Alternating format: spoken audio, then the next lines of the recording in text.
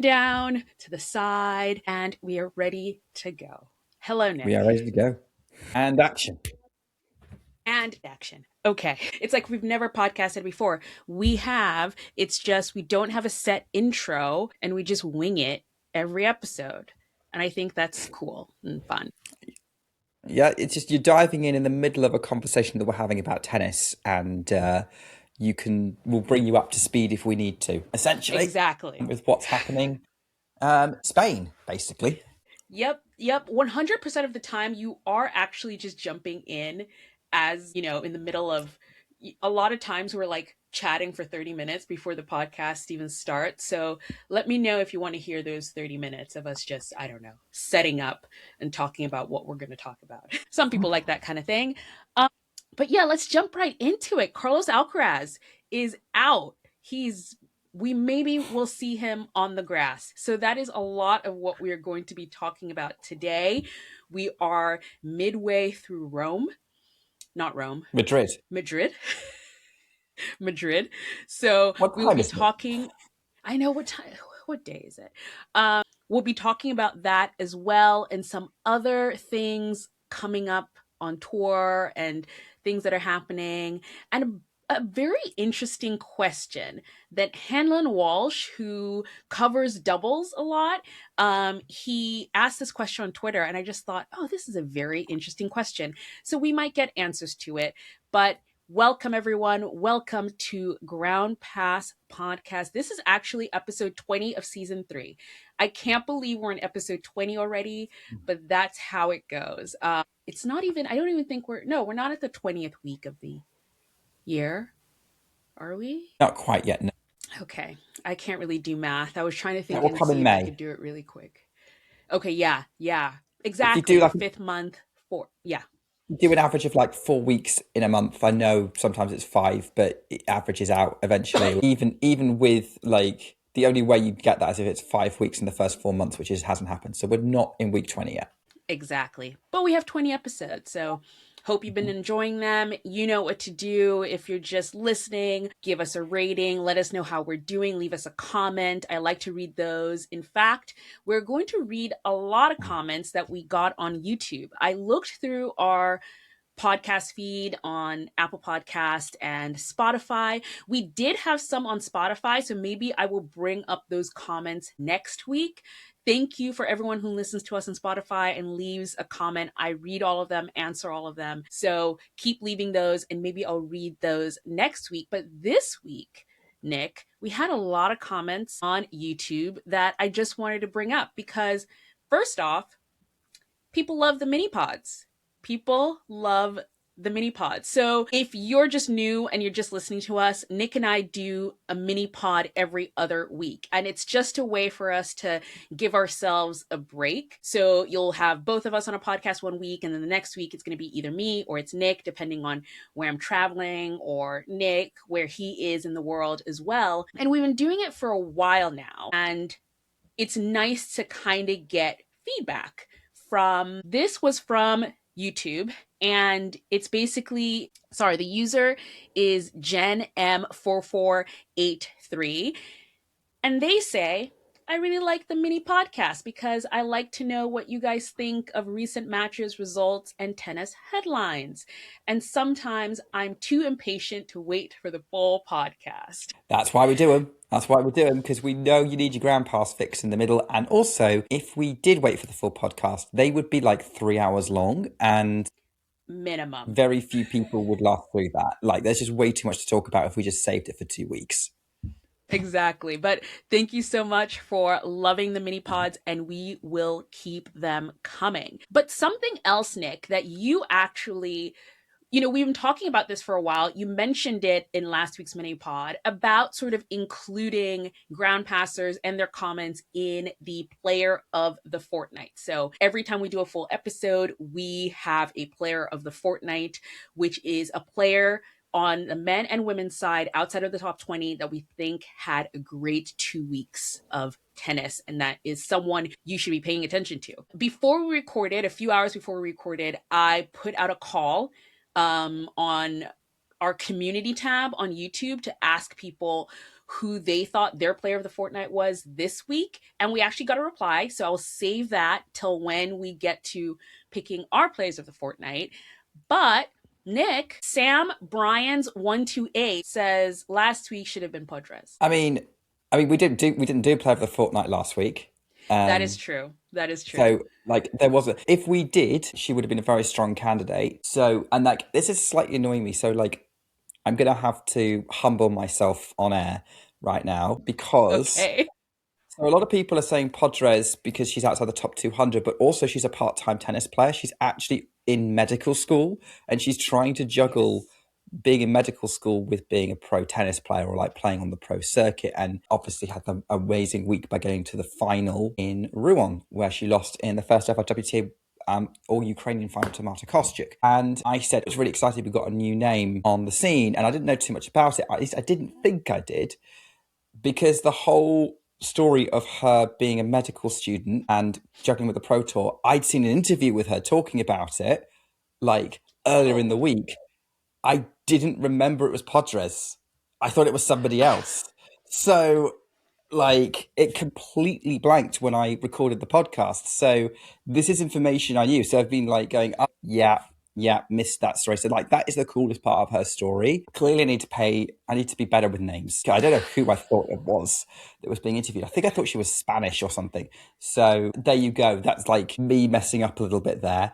But yes, Veronica Podres, really, really cool story. And like, look, if she is the listener player of the fortnight, I think you guys should have that because A, I forgot, and B, I think she's hands down the player of the fortnight for the WTA side, but we'll let you guys have that as your first listener player of the fortnight if you want. Yes, she wasn't the only one that came up though. Someone else, Doug R. Risu 7 on YouTube, also wanted to put in Maria Buskova for sure to be player of the fortnight. And he wrote, or they wrote, not sure. It says, if the player of the fortnight award is for the standout performer over the last 2 weeks, my pick on the women's side is Marie Buskova. She won her first clay title in Bogota, pushed Bencic hard in the qualifiers, and then delivered the decisive win that secured Czechia the spot in the Billie Jean King Cup final. Not a bad run.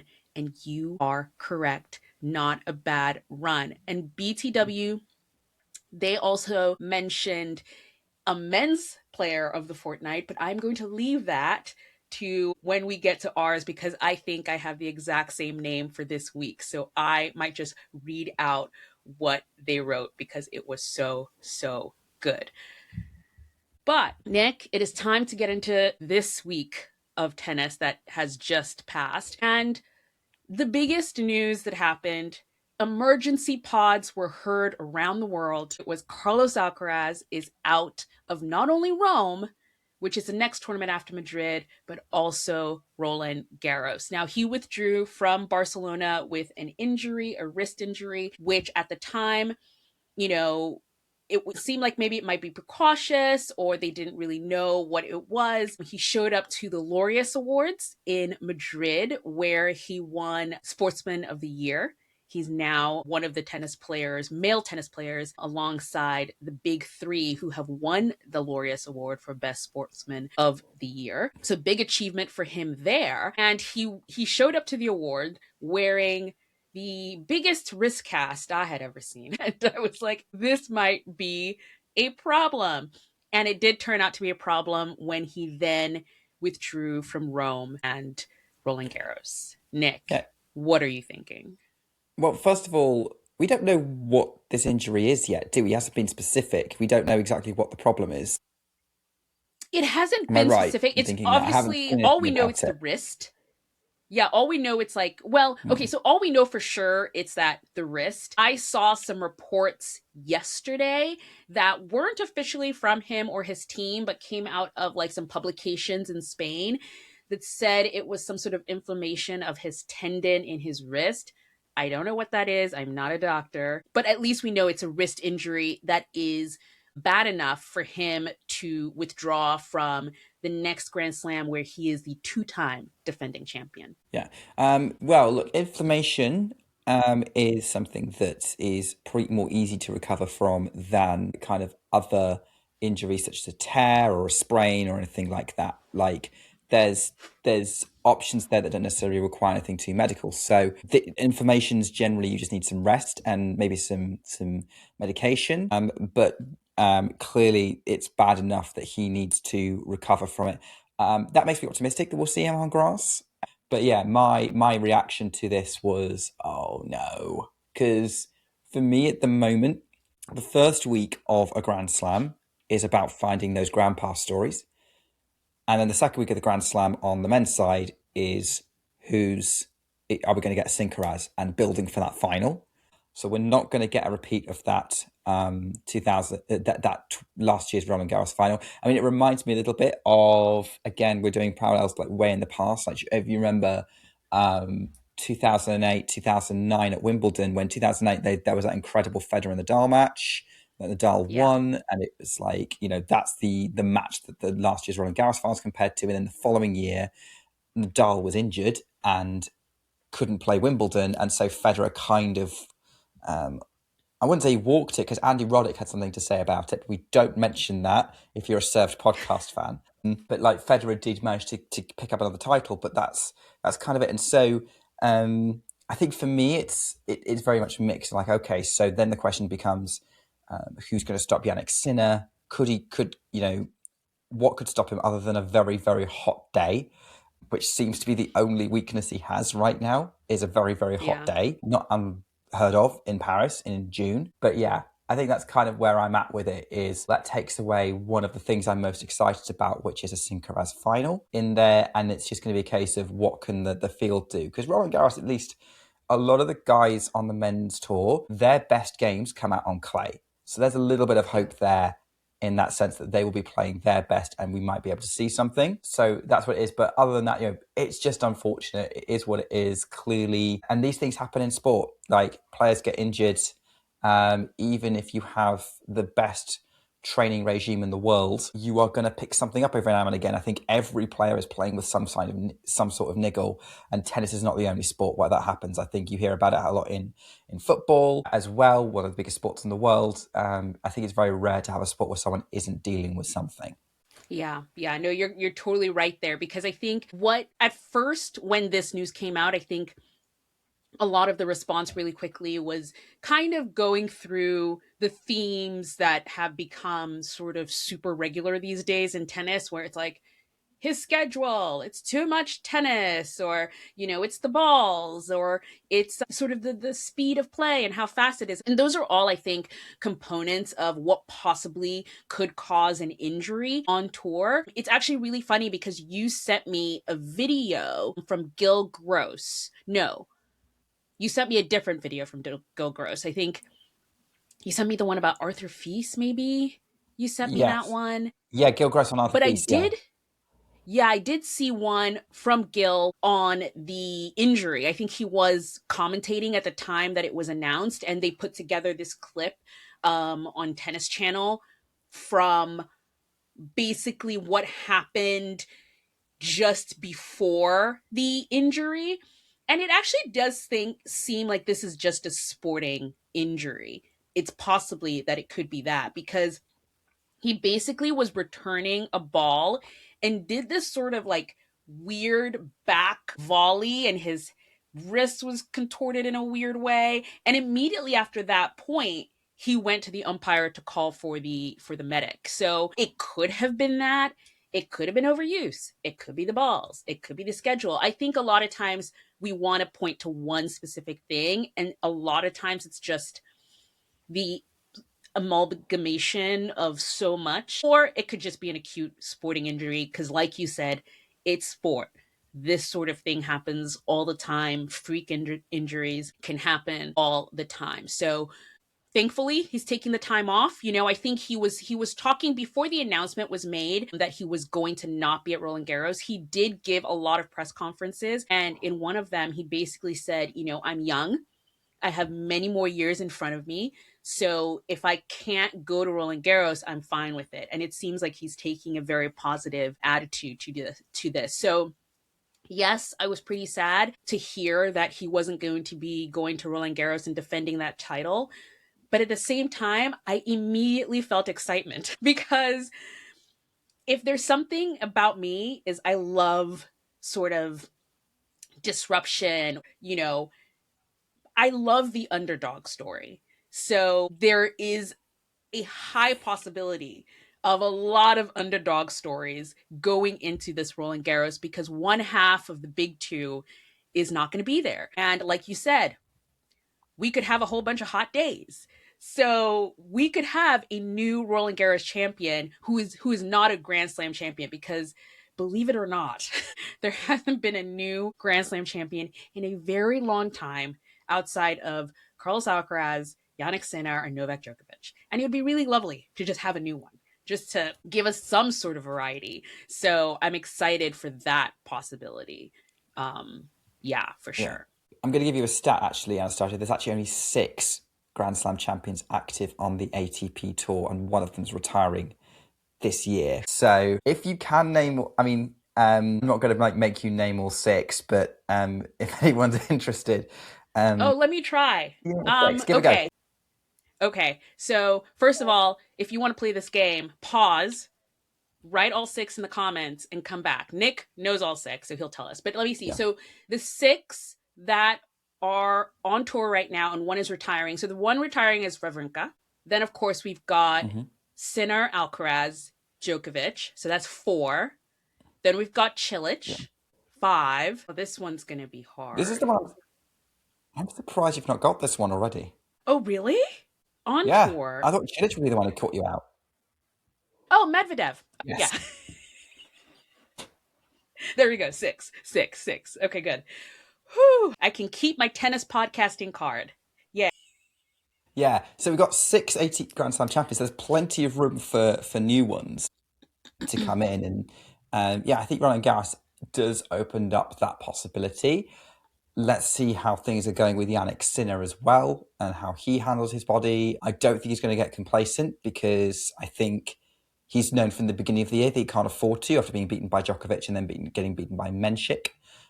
So he's not going to be complacent. He's not going to go, oh, I can win this title easily now. He's going to still try. I do feel bad for him that he may open the door a little bit for him. But also I'm like, hey, this means he might actually win Rome, which would be a hugely popular win for him. I think that's a title he definitely wants to tick off in his career at that stage. So yeah, we'll see. I think obviously we will miss Carlos Alcaraz in the mix. But as you say, it's sport. It's what happens. Even the big 3 got injured every now and again. I mean, you're a Rafa Nadal fan, you know that. So I would probably, I would say, just don't panic about it. And also, a lot of people talk about the reasons with the schedule and the balls and everything else like that. None of that's fine, except that tennis has got a long history of people getting injured. I think in actual many cases it was worse. Again, using my tennis historian knowledge, going back to the 80s or 90s, people's careers were cooked by the time they were 26 because of all the injuries they picked up. So, and back then it was an even less physical game because there wasn't as many long rallies. So I think sport just evolves, and it's like these people aren't robots. They're not playing with metal bones. So Yeah. it's going to happen. Yeah, it's definitely something to think about and talk about for sure because, there've been other injuries outside of Carlos Alcaraz. We had Arthur Fils, who's coming back and doing phenomenally, by the way, for someone who came back from 8 months out. Holger Rune is coming back next month. Excited to see him play. And Jack Draper has been in and out. First it was his arm, now it looks like his knee. Pretty worried about him. The other day I compared him to a boy made of glass and I was like, I don't know. But let's see with Jack Draper. So yeah, I think there are possibly things for sure that the tour could look at. Served podcast fan here, Andy Roddick last week, maybe it was last week, because he did a tournament, he did an EXO in Brazil, and he played for the first time with the Dunlop balls that all the ATP players have been complaining about, and he similarly was throw them in the bin. What was his words exactly? So yeah, I think there are things that the tournaments or the tours can possibly do, and hopefully they will do it to help in any way mitigate injuries. Injuries are not going to disappear forever. It's just that's not sport. That's not how sports work. But maybe there are things that they can do to make it a little better. On to Madrid. I love Madrid. I really do. I really do. I might be one of the only ones who loves Madrid, but as someone who I just said earlier in this podcast, I love an underdog story. I love Madrid because, and I made actually a very popular video. It's crazy to me, Nick, sometimes which videos become popular, but I made a This Week in Tennis video about Madrid and it popped off. We got so many followers from it. People love it. A lot of comments. So thank you so much for anyone who engaged with that video. And if you don't follow us on Instagram, you totally should. All I do is talk over there. Madrid is so different from the conditions at other clay tournaments. It has the ability to just disrupt the draw. And we have seen a few disruptions, especially on the ATP side, that has, I think, elevated new players that we haven't heard of before, or at least have been sort of bubbling under the surface. And now this is their time to shine because they've upset a whole bunch of, mainstays on the tour. So, Nick, how has your experience been with Madrid so far watching from home? Watching as much as I can. I think there have been that many matches that caught my eye in terms of interest. I think I did follow some, Rebecca having some drama at one point with Elena Gabriela Russa, and then today against Chen Qinwen, who I thought might beat her actually. But Russa actually came closer, would you believe? I'd say watching from home, I think Madrid, I haven't seen any kind of really eye-grabbing matches or anything like that. And it's not really changed much of my opinion. If anything, actually, I've been seeing more of the outside courts than the main stadium because I think that's where all the interesting matches have been, and that's why they've been putting the Brits. But generally speaking, you can tell that it's a great facility there and things like that. But I don't think I've been able to follow the stories as closely as you have. Work's been busy for me as well. So little bit of a challenge there, but I'm definitely following the results and I'm seeing some things like, oh, okay, they're doing well. That's cool. Yeah. And I think you're probably feeling the same thing, but you've probably seen more of it. Yeah, definitely. Because again, I've said this so many times, but the European time zone is so perfect for me because matches start around like 5 a.m. and I'm getting up at like 5:36 to get ready for my day and I just put it on.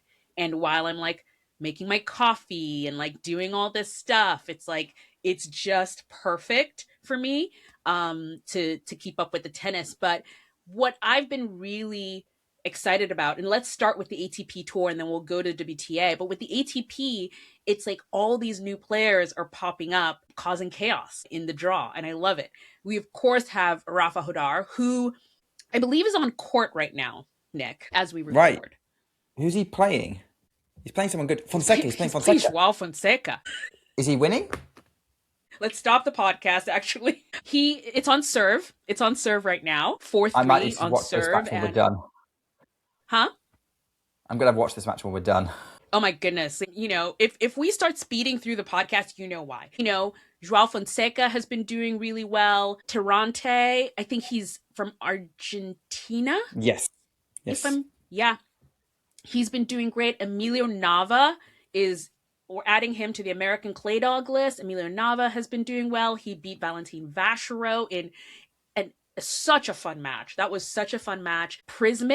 Dino Prizmic, who is someone, I put so much hype on Dino Prizmic when he played. What was that? Was that Novak 2 years ago at the Australian Open? I think he was Novak's opening match. I think he took a set off of him. And I remember being like, Dino Prizmic, he's going to be the next thing. And he wasn't. He had some injury issues and then he came back. He's done so well so far. He got to the third round. And finally, for me, Danielle Merida.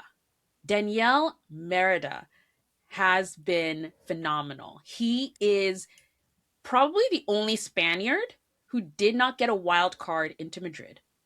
So he had to qualify into Madrid and he got all the way to the third round. He beat Corentin Moutet yesterday in just a fun ruckus crowd of a match. It was so fun to watch. And he's someone who I discovered at Indian Wells this year. I didn't know who he was, but he was playing Patrick Kipson, who's an American in qualifying, and I went there to go watch Patrick Kipson to see how he did. And Merida won, and I thought, who is this blonde? He has like peroxide blonde hair. Who is this blonde Spaniard? I must, follow his exploits around tournaments.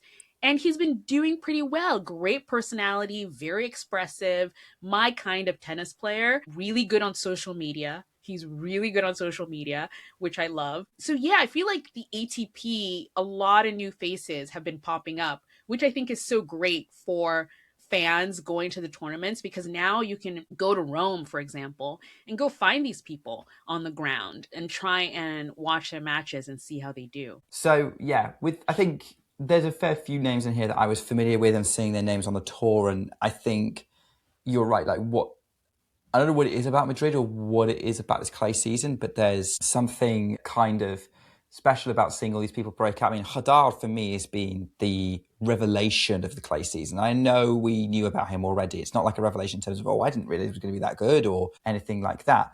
But we watched him in X Gen. He was pretty good there. But this clay season, he's been amazing with winning that title, with going really deep in Barcelona. He's doing the same thing here. He might be Spain's best hope of a big result in Madrid or on this clay season instead of Carlos Alcaraz. Certainly looks like coming up to join Carlos. Really, really like what he's doing at the moment this is why I want to see him playing Fonseca.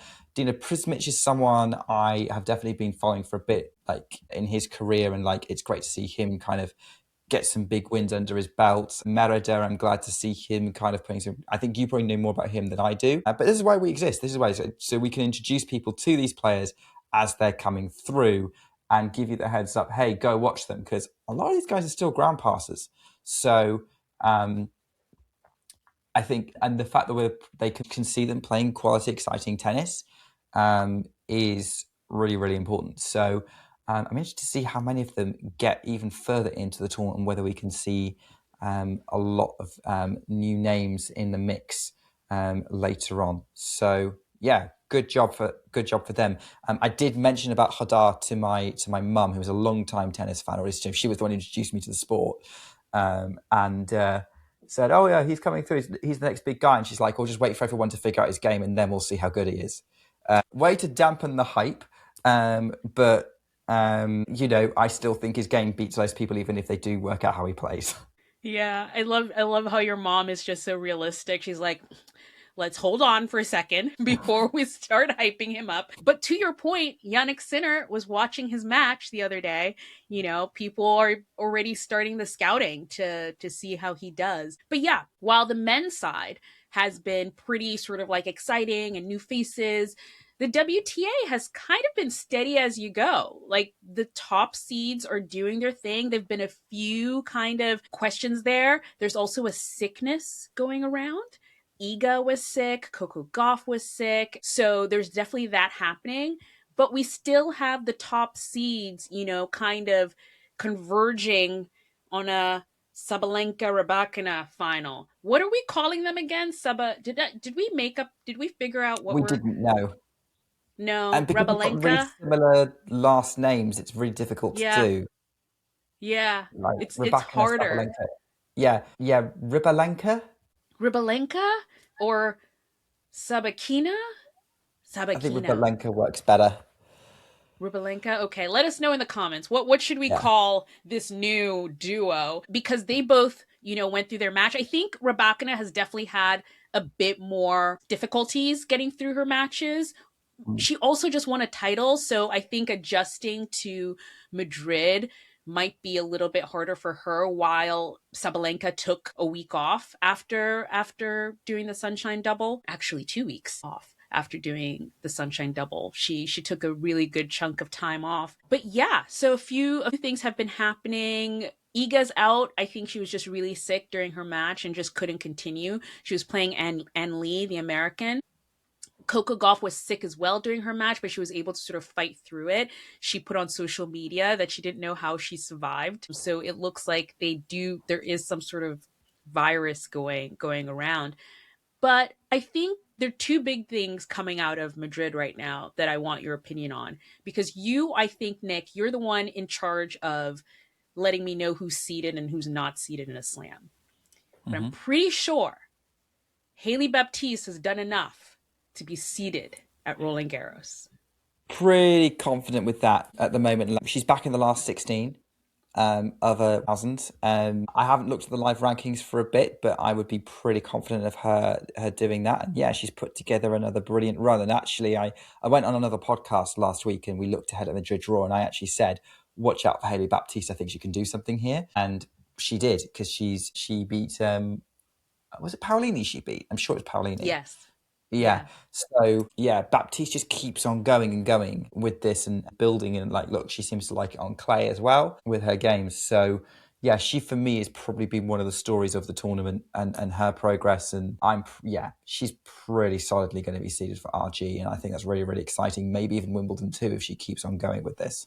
Yeah. And the other thing coming out of Madrid, we actually got a comment on X about this, but there, you know, three former number ones into the round of 16, and two of them are going to be playing each other.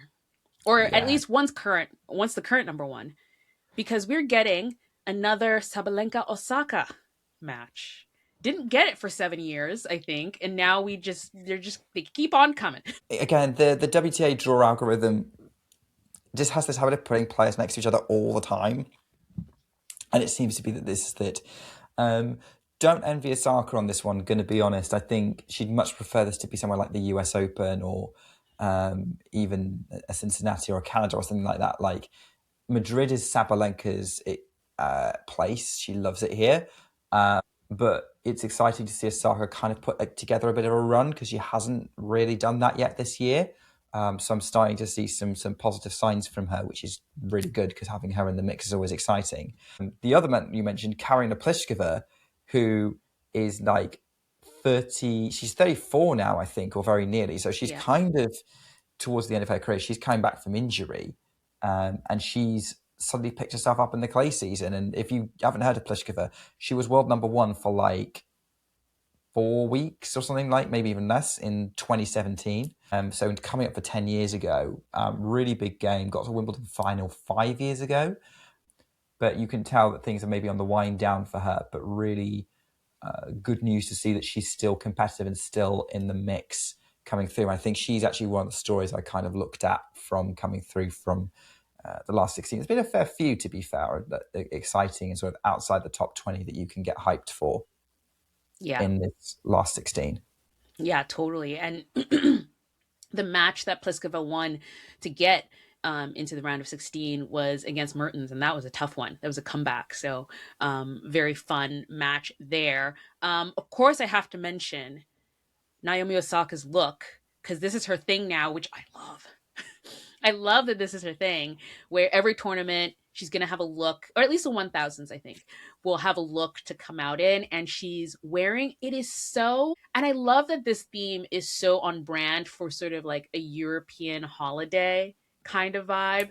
But she's walking out in this kind of like a scarf, but it's actually attached to her visor.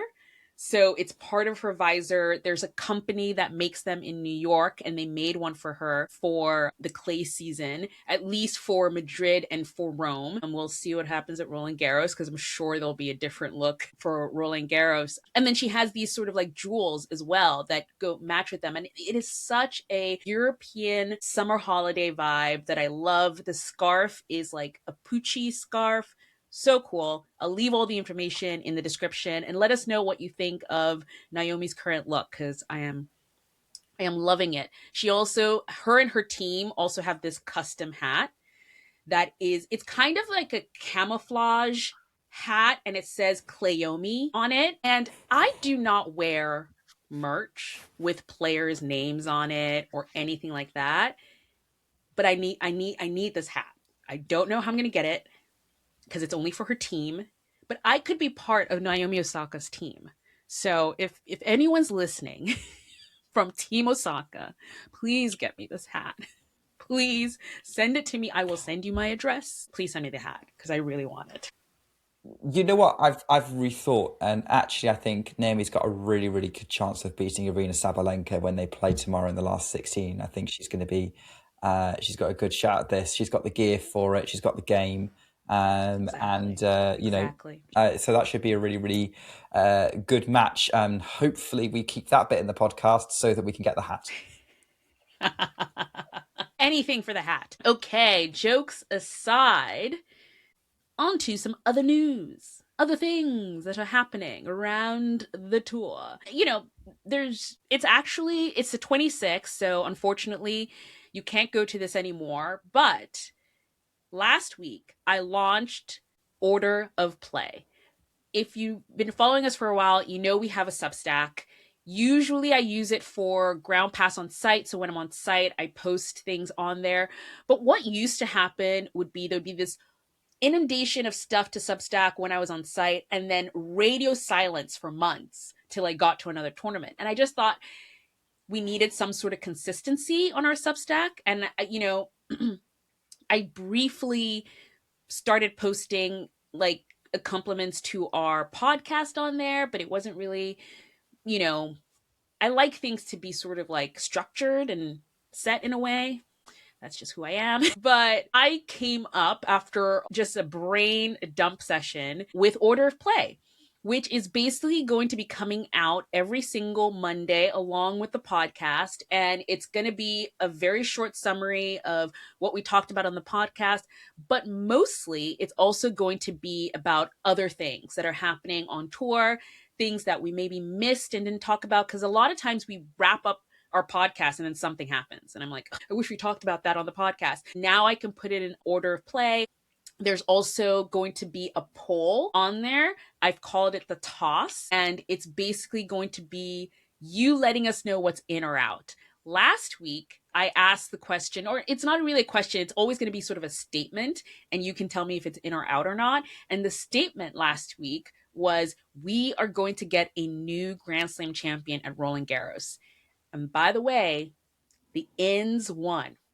So a lot of people are thinking that we might get a new Grand Slam champion, or at least excited for it. So on Substack, the ins won. I sort of teased this on other platforms as well, and everyone was saying out. And I'm like, guys, get with the disruption. But something I did want to bring up from there, just so that you can pay attention, was there was an exhibition of tennis courts, Nick, by the artist Jonas Wood. And it was so cool. I was in LA last week and luckily I got to go. I don't know if you've seen the photos that I posted of this, but they're very, very cool. I want to see if I can get a print at some point. It would be nice to go along with these. But I was also so fascinated by the matches that he chose to draw, because some of them were popular ones. Like he did the Sabalenka Goff, match. So of course that's a popular one. But there were some others that I just thought, how did he? I mean, he must be like a super tennis fan, because some of these matches are so niche, I guess you could say. Did you see the photos I posted? I did see the photos you posted. I thought they were very colourful and bright pictures of tennis courts. I really liked how it sort of jumped off the canvas. At least that's what the photo suggested. I hadn't realised he was drawing specific matches. Yeah, so But one of them that I thought was kind of like, okay, it was Benchet Kruger from Abu Dhabi. Like that was the that was final one from last that year. Yeah, from last year. Yep. He also did the Mumboku Osaka one from the Canadian Open last year as well. And then the Djokovic Kyrgios one from, when was that? Was that 4 years ago now? Which tournament? Wimbledon. Yeah, Yeah. 4 years ago. 4 years ago now. Yeah. So it was very interesting, his selection of matches that he picked. It would be awesome to sort of like talk to him about why he picked certain matches to represent. Yeah, I mean, to be fair, he picked good ones, and I think he picked matches that maybe appeals to a certain fan base. Maybe players had certain looks that inspired him. But he's but that's a really cool kind of gimmick. It's a shame that we can't go see it now, but I thought he did a really, really good job of bringing those tennis courts to life. Yeah, yeah. I'm hoping it becomes sort of like a tour because this was just in LA, so maybe it'll go around the world. Maybe it'll come to New York or some other cities. I'll keep you posted if I hear anything. And then the only other thing that I wanted to talk about was actually a post on X from Hanlon Walsh. Now, Hanlon is a journalist. He covers doubles a lot. And he posted on X and he said, which is something that always fascinated me. So, unfortunately, all the American men are out of Madrid. So, they didn't make the second week. So, he goes, all the American men are out of Madrid and now have 9 to 10 days until the next main draw starts in Rome. What do they do now? And I think this is a big question for these 2-week tournaments. What do players do in sort of the in between when they lose early and then the next tournament isn't for a lot of days? And we have talked about this before in the pod. We talked about how like the challengers in the second week of thousands can be super important for players who want to build momentum or anything like that. But I thought, wait a second, I know these players. I'm just going to ask. I was going to say, And this sounds like a job for off season. I know. I was like, I'm just going to ask what they're doing. And I didn't think I would get a reply before we're done with the podcast because it's kind of late in Madrid. But I did get a reply from Brian Garber, who is Ethan Quinn's coach. And he actually just answered for everyone, which is fabulous. But here's the difference of what's really happening. And I think we've talked about this. I think if you watch off season, you probably see this a lot more, or you realize how close these teams are and how they all kind of work as a unit. We've kind of talked about this on the pod before, but on off season, we discuss it as well. So watch the documentary series. But Brian Garber is actually switching with Brad Stein. So he's swapped. They're doing a coaching swap. So Ethan is going to a challenger with Brad Stein, and Brian is coming back home with Tommy Paul. So they're both going to Florida, and Lerner Tien is coming with them. So Tommy Paul and Lerner Tien are going to be spending a practice week at home in Florida. Mickelson is going to Aix-en-Provence. That's where he is going to next week for a challenger. And yeah, it's very interesting. He also mentions, he says, this is the absolute worst week to lose early because he says you can't get into your hotel in Rome until next week Saturday. So you're kind of in this in between where you've lost your hotel room in Madrid, but you can't get into your hotel room in Rome. So you have to make a decision on what you do for this week. For people who don't know, players, if you're at a tournament, you get your hotel stay covered because you're playing the tournament. But once you lose, you also lose that hotel room. So it's really interesting to hear from him. And yeah, it seems like, Nick, I don't know what you think about it, but it's definitely a weird predicament for players to be in, especially when they're so far away from home. Because it's not like, Yeah. if you're a European and you lose, you could probably just hop on a train and go home. Yeah. I mean, it's also, again, it's like terrible timing because they need to have a good clay season to build up for Roland Garros. So something potentially having to go back to the US and then fly back again, to keep themselves acclimatized to clay is going to be really, really important. So it has that impact. And yeah, it's one of those questions that actually, yeah, you don't know what the impact on the player is for going out early and like, what do I do now? And I would genuinely love to know what the thought process behind the decision making to either go home and train or go enter a challenger. Like, what are you prioritizing in order to make that decision? Because they're both very valid options. But I would love to know kind of Mickelson's thought process in going to Aix-en-Provence. I would love to know why Tommy Paul and Lerner Tien think, actually, I could live with flying back to Florida and then doing a week there and then flying back. Like, what needs working on in that scenario? Maybe they are still quite high ranked, so maybe it's more of a case if they don't want to play in a challenger because it's it might not necessarily work as well for them as say like a Mickelson who's kind of mid like just outside the seeding range at the moment. But I would be genuinely interested to know what the thought process is there and how it impacts their preparation for Rome, particularly for Tommy and for learners. So we'll have to keep an eye on them. I guess in the grand scheme of things, Madrid's not the worst clay tournament to lose out in because it's very unusual because the altitude makes the ball behave differently. I'm not going to get too technical here, but the ball behaves differently in Madrid compared to other clay tournaments. So with that in mind, they're going to want, like, once they hit the clay in Rome or tournaments after, it should be back to business as usual. At least they don't have to worry about this with grass, because grass you can jump straight to the next tournament if you want. Yeah. Yeah. Since I know now that Brian's going to be home, I might actually ask him that question and answer what exactly are what's the reasoning behind that sort of decision to either stay or to go home. But at least now we know what they're doing. Thank you, Hanlon, for prompting that question, because it really did get my wheels turning, and I was like, wait a second. I'll find out. So yeah, that is that. Nick, what's coming up next? What are we doing? More Madrid. It's a 2-week tournament, Anastasia, as we were just talking about, so it's more Madrid. The women's last 16, fourth round, is happening tomorrow. They're playing all the matches tomorrow. And in the men's, they will be finishing off the third round, last 32, and then we'll be launching into the sort of end period of the tournament, with the finals being on the weekend. I believe the women's final will be Saturday and the men's final will be Sunday, unless I've got that wrong. But I'm pretty sure I remember them being on separate. Yes, they are on separate No, that's days. right.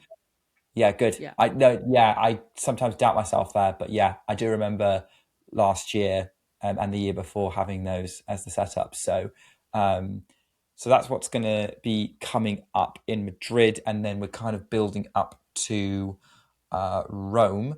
Any challenges we should be keeping an eye on? I suppose the American players you just mentioned entering in, like Provence, and I can't remember what the other one was that you mentioned for Ethan.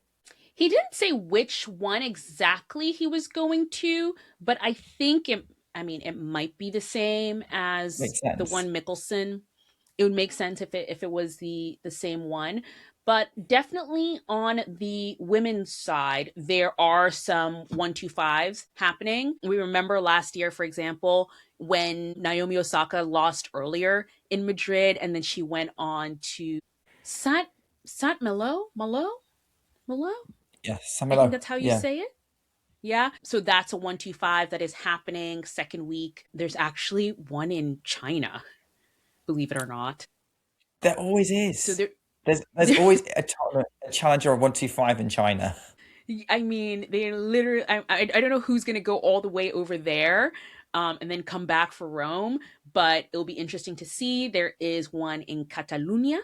The Catalonia Open is also next week. So, yeah, so one in France, one in Spain, one in China, and no, the one in Portugal, that one is happening this week.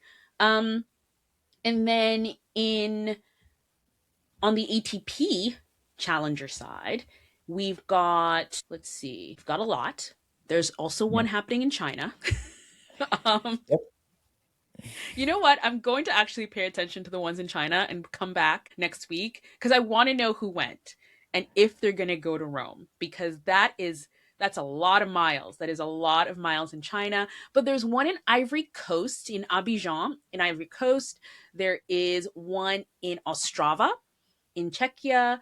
There is one in Kazakhstan. Then, of course, Aix-en-Provence. That one is in France. There's one in Italy. So there's a lot. There are a lot of options. If you lost early in Madrid, there are a lot of options for these players to actually play, and there are a lot of tournaments in Europe. So now your question is even more interesting. Why go home? So that should be a good question to ask, which I will. I Yeah. will do Looking forward that. to the answer. It is time. What's It happening is with the off-season time. players? The off season. Yes, I have to talk. Sorry. Thank you for reminding me. What are the off season players doing? Ethan, as we have talked about, is going to be going to a challenger. Elliot Spizzirri is still in rehab. Fingers crossed. He's hoping to come back during Rome, but it's still TBD. And if it's not Rome, it will probably be the Geneva tournament, which is in between Rome and Roland Garros. Colton is also TBD. Not sure what he's doing next week. Camila Osorio is probably going to be at one of the 125s in the middle week because she lost early in Madrid. And Hailey Baptiste, she's into the second round of Madrid. She's crushing it, really having a really good time. It's going to be interesting. I heard she might be making a coaching announcement sometime. Obviously, we know, well, I was going to say, obviously, we know. If you watch Off Season, you would know. She has been coached recently by Will Goodall, who was her hitting partner earlier in the year, but is now her coach. But also, Francis Tiafoe's brother, Franklin, is back in her coaching box. Now, he used to work as her coach last year, but then they had a separation, a break, I guess. TBD on if he's coming back, but he definitely has been spotted in Madrid. So we will find out what's happening there. I probably will just text her and ask her. Be like, what's up? What's going on? And when I'm allowed to tell you guys, I will let you know. Okay. It is time officially now. Nick, I might have two. You had two last week, right? No, I had two after Miami. And one of them, I'm like, I could have picked her this week. Ooh. Hailey Baptiste. I think I Can't have pick two. her now. Okay. Oh, well. You go first. Do you want to do ours or do you want to do the listeners one? Well, first? Okay. So, you know what? Yes, I will go first because, like I said, one of my picks is also similar to our listener. So I am just going to read out what Dung Rusi 7 said about Rafa Jodar. And on the men's side, I'd go with Rafael Jodar. He captured the Marrakesh title in impressive fashion last week and is quickly becoming one of my favorite players to watch. He has insane explosive power from both wings, and those video game-like ground strokes are unreal. Don't sleep on him. That's it. I have nothing else to say. Perfect. Don't sleep on Rafa Jodar. We told you. Don't sleep on him. But it sounds uncomfortable anyway. For him more than anything else. So, yeah, this is what I've been more or less saying to my mum. Don't, ignore him. He's going to be doing stuff on the tour, and I'm certainly really liking his results. Where is he at on the live update? Where is he at on the score line? Ooh, where is he Drum roll, on please. this? He's won the first set on a tiebreak, 7-6. 7-4 on a tiebreak. However, Joao Fonseca broke in the opening game of the second. This one might be a long one, guys. And by the way, it's 5 midnight in Madrid as we're recording this. The kids are out there. But then, hey, they're like in their, what? They're both like 20, 21. They're fine. Fonseca's like 19, maybe. Anyway. Yeah. They'd be up late for different reasons. Yeah. I don't think they would be playing tennis at midnight, but hey, here they are. Playing tennis at midnight. And we're going to go straight into watching this once we wrap up because I can only imagine how crazy the crowds are. The crowds must just be insane. I mean, look, Carlos Alcaraz is used to be up at midnight in Spain. Anyway, so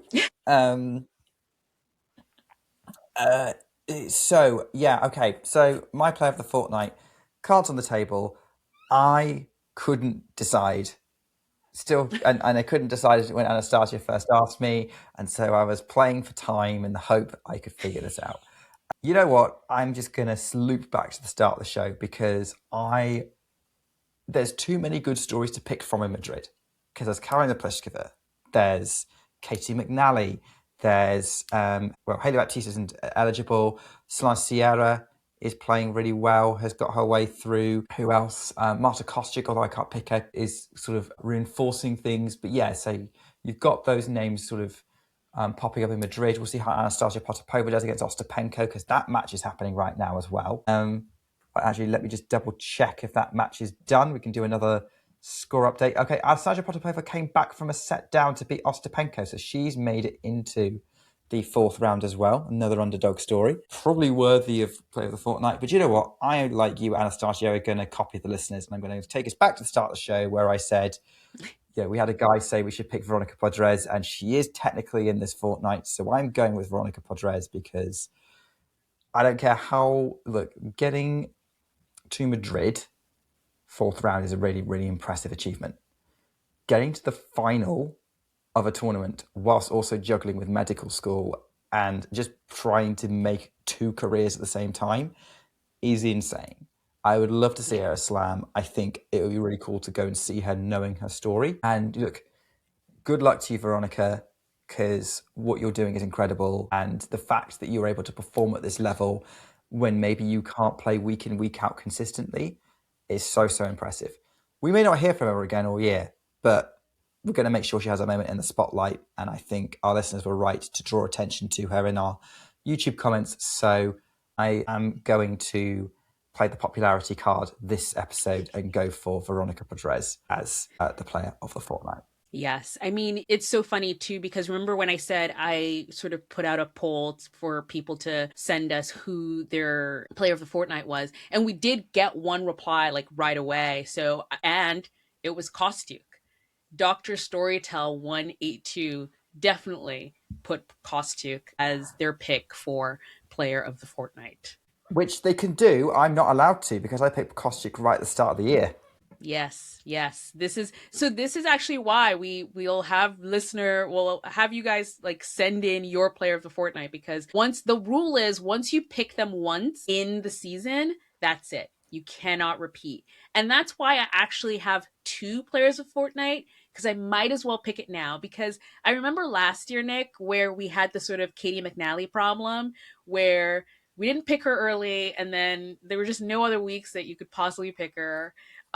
So I am going to add Daniel Merida to my player of the fortnight list. So I'm picking two this week, and they're both Spaniards. But I've just been impressed by his tennis, his sort of the way he plays, his power, he seems it's super intense about playing tennis. And if you follow him on X, like he's super engaging with his social media, and he tells you when he's playing, and if he loses, like what's next, or if he won, he's just happy about it. And I don't know, he's very fun character to follow, and I've really enjoyed his tennis these past 2 weeks. And he had a big breakthrough in Madrid at home. I think there was the news coming out of Spain because he was the one Spanish player who did not get a wild card into the main draw. And I think a lot of his supporters were bummed out about that. But then he took the bull by the horns, and he got himself through qualifying and got all the way to the third round, definitely defying odds. And I think that's the best way really to do that and to respond to not getting a wild card at your home tournament, because he's actually the one Spaniard who is from Madrid. So he is my second player of the fortnight. Some weeks we're just going to do this. Some weeks we're just going to have to, because we might as well. There are more than 100 players on the tour, so we'll have other options in other weeks. Do we need a limit on how many times we can pick a player of the fortnight? Like two players of the fortnight in the same week? No, we'll just see how it goes, because I doubt this will happen. Yeah. Like, yeah. I'm Yeah. pretty much picking Okay. Rafa Jodar now because he might be in the top 20. Bye, and he'll be out of reach. He is playing so well, and we are going to go and watch that match. Thank you guys for listening. This was a fun one, Nick. I actually really enjoyed this episode. I hope you guys have too. Please leave us your comments, your players of the fortnight, chat in the comments. I read them all, and it's been really fun engaging with everyone. We're going to try and get Nick to actually answer some of those as well at some point, but he does see them all, because I'll mention something to him and he's like, "Oh, I saw that." And I was like, "Oh, I didn't know you saw that too." Thanks again for dropping all your comments. Please leave us a rating, like, and subscribe. You know what to do. I don't even have to tell you because you're doing it already. Thank you so much, guys, and we will see you next week for a mini pod. Bye.